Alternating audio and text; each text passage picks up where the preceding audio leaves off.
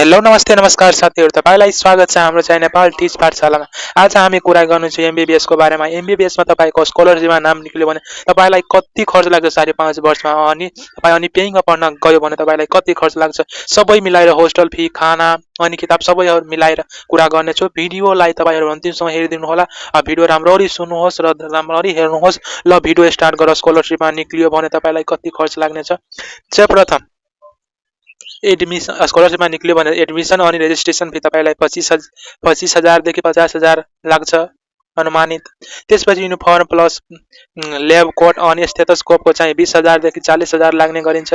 त्यसपछि टेक्स्टबुक अनि नोटको कुरा गर्नुपर्छ 5.5 वर्षको चाहिँ 1 लाख देखि 2 लाख लागिन्छ। अनि त्यसपछि एक्जाम युनिभर्सिटी फी जसमा 50,000 देखि 80,000 जम्मा लाग्ने गर्छ। अनि होस्टल प्लस फुडको कुरा गर्नुपर्दा तपाईलाई होस्टल प्लस फुड कम्तीमा तपाईलाई सालको चाहिँ 1.5 लाख जति लाग्छ। अनि तपाई 5 वर्ष पढ्नुभयो भने तपाईलाई 6 लाख 7 लाख जति लाग्ने गरिन्छ। अनि अदर पर्सनल खर्चको कुरा गर्नुपर्दा 50,000 देखि 80,000 सम्म हुन सक्छ। त्यसपछि कुल तपाईले 5.5 वर्ष तपाईलाई स्कलरशिपमा निक्लियो भने तपाईलाई कति खर्च लाग्छ तपाईलाई तपाई अनुभव गरिरहस्। तपाई कमेन्टमा राख्नुहोस्, म भन्छु के 5.5 वर्षमा तपाईलाई स्कलरशिपमा निक्लियो भने तपाईलाई 6 देखि 8 लाख जति लागिन्छ, जसमा तपाईलाई कलेज पढाइ निशुल्क हुन्छ, तर होस्टल किताब खाना खर्च आफै तपाईलाई दिनुपर्छ। त्यसपछि अब कुरा गरौँ पेइङको बारेमा। पेइङमा पढ्दा तपाईलाई कति खर्चसम्म लाग्न सकिन्छ त्यसको बारेमा कुरा गर्नेछौँ। तपाईलाई कलेजको फी 5.5 वर्षको तपाईलाई 60 देखि 70 लाख नेपालमा लाग्ने गरिन्छ।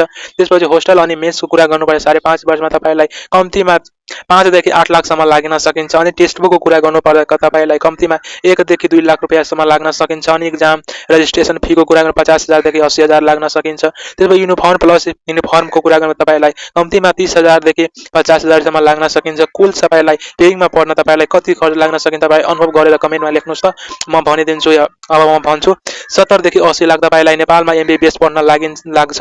त्यसपछि कम्पेरिजन हेर्नुहोस्। कम्पेरिजन यहाँ कलेज शुल्क चाहिँ स्कलरशिपमा भयो भने गभर्नमेन्टमा भयो भने तपाईलाई 0 रुपैयाँ लाग्छ स्कलरशिपमा।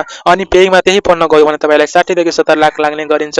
त्यसपछि होस्टल प्लस खानाको तपाईलाई स्कलरशिपमा 4 देखि 6 लाखको बीचमा लाग्नेछ। त्यसपछि पेइङमा तपाईलाई त्यही होस्टलको 5 देखि 8 लाखसम्म लागिन्छ, सेम छ त्यसको।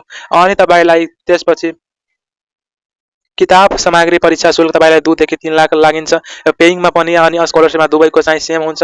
अनि कुल खर्च तपाईलाई 5.5 वर्षमा स्कलरशिपमा निक्ल्यो भने 6 देखि 8 लाखसम्म तपाई एमबीबीएस पढ्न सक्नुहुन्छ स्कलरशिपमा। अनि पेइङमा पढ्यो भने तपाईलाई 70 देखि 80 लाखसम्म लाग्न सकिन्छ। उदाहरण तपाईलाई एउटा